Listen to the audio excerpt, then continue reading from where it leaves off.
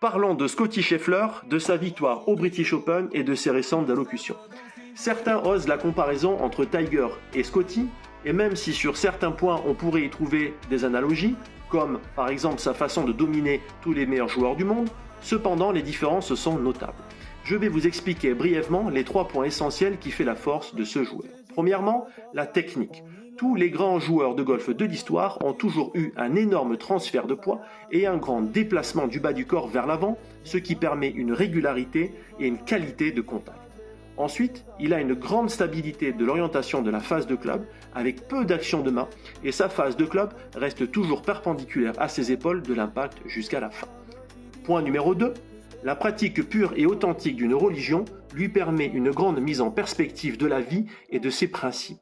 Également, la prière régulière, qui est une forme de méditation transcendantale, favorise un esprit clair et concentré sur les choses simples du présent, ce qui m'amène au point numéro 3, le mental.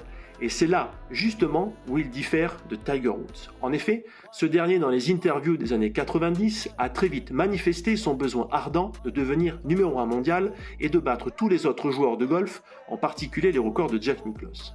En revanche, Scottie, même s'il prend beaucoup de plaisir à jouer au golf et y dédie sa vie, sa principale préoccupation et ce qui le rend profondément accompli, c'est absolument pas le golf ou d'être même numéro 1 mondial, mais plutôt d'être un père et un mari accompli.